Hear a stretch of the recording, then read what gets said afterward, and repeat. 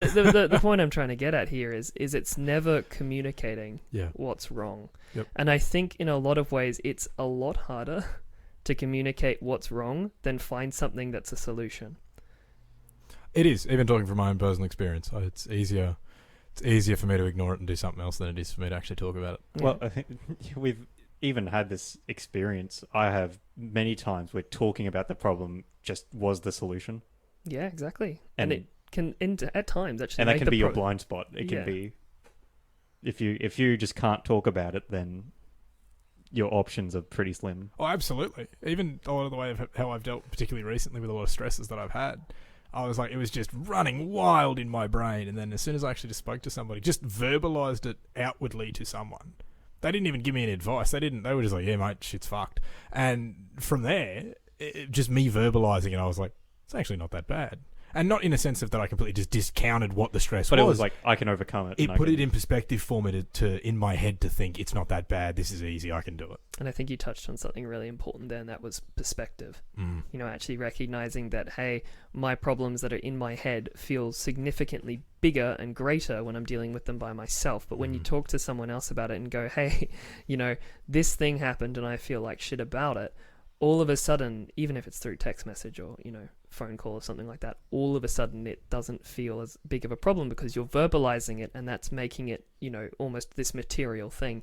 And as you're talking about it, have you guys ever talked about something and then all of a sudden kind of stopped yourself as you're talking because you've recognized that, hey, this doesn't feel as big of a problem anymore? 100%. Because you're setting boundaries around what the thing is, Yeah. and it's clearly defined. I feel like you isolate it in your head as well. Like people tend to isolate issues without looking at them in the greater scope or even scheme. Oh, of yeah, things you as can well. torture yourself for decades if you wanted to over something that once you speak it becomes insignificant, or you know, once you just bring it out in some way.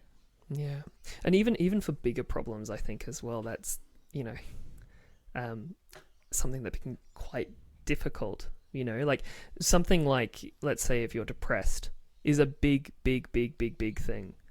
But as you break it into smaller parts by actually talking to someone, you know, a psychologist or a friend or something like that, and you actually communicate in a means that is productive, then you are going to slowly break that into smaller components, and you're going to slowly start working away at that problem, if that makes sense. Because I think a lot of the things as well, and this is kind of goes back to what I was talking about, the difficulties of communicating the problem, is that a lot of, particularly men, have an issue communicating what the issue is. Absolutely.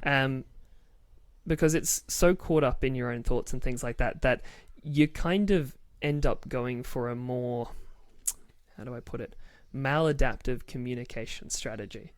So rather that's the best way I can kind of put it. No, I think that's a good way to put it. So rather than have someone say, you know, Phil come to me and say, hey, what's wrong, man? You go, nothing. I'm fine. Literally. You know? And right there, that's, for a lot of people, a cry for help. But you recognize that in and of your head that that's a cry for help. So when Phil doesn't recognize that, I feel like Phil's an asshole and I don't like Phil.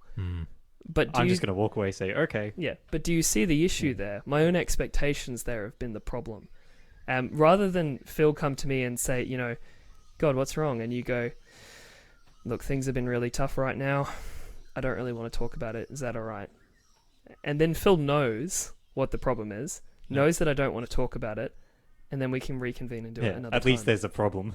Exactly, and at least then I've communicated that there is a problem, whereas Phil in the other scenario is sitting there being like,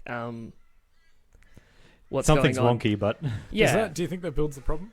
It does build the problem, because particularly within relationships, all of a sudden that creates a level of resentment from the other party. Yes, it does.